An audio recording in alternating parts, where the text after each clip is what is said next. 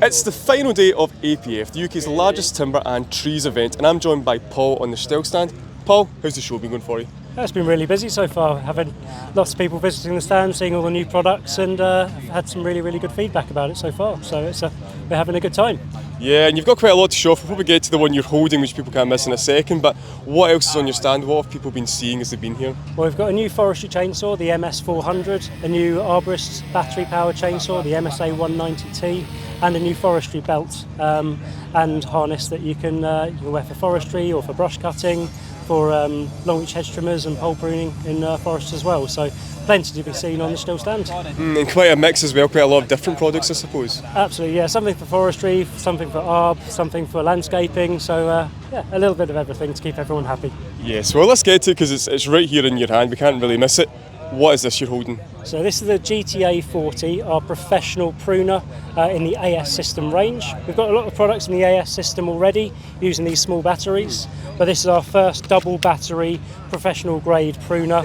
It's certified for climbing as well, so if you're an arborist, you can use this up the tree. We recommend obviously wearing chainsaw protective trousers with it when you're climbing. If you're a landscaper, you can use that for hedge reductions on the ground as well. So it's a really good tool.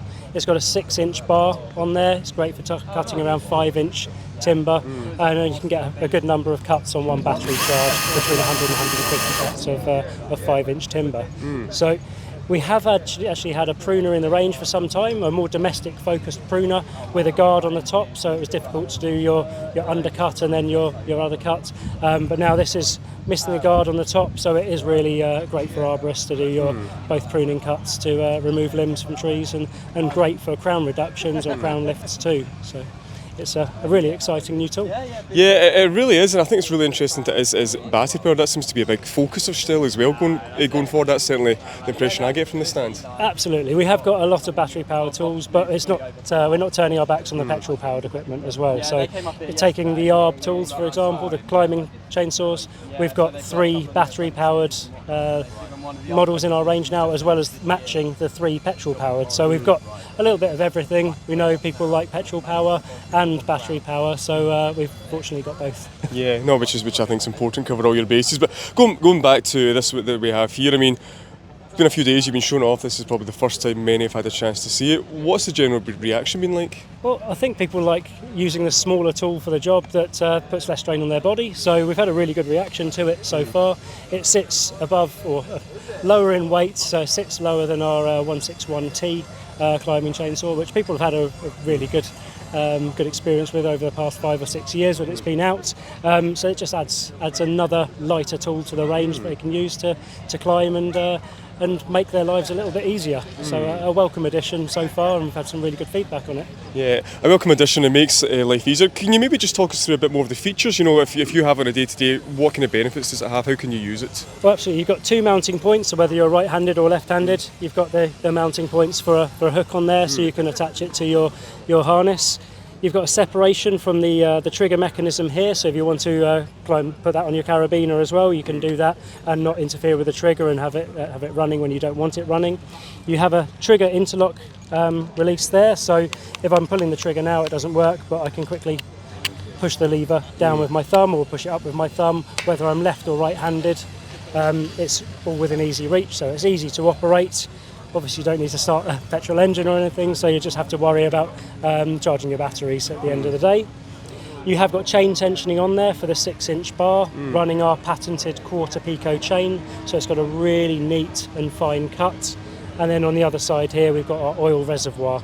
So on our domestic focused one you had to oil the bar to keep it lubricated, but we know with a professional machine it's getting put through a thicker timber and put through its paces, so we have got the oil reservoir to keep the chain cool and lubricated. So it's a really nice, well weighted device too.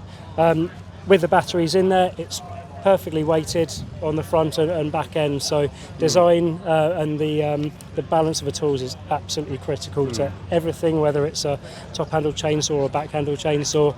We make the tool perfectly balanced to take the strain out of the wrist of a user. So this is a really well balanced machine.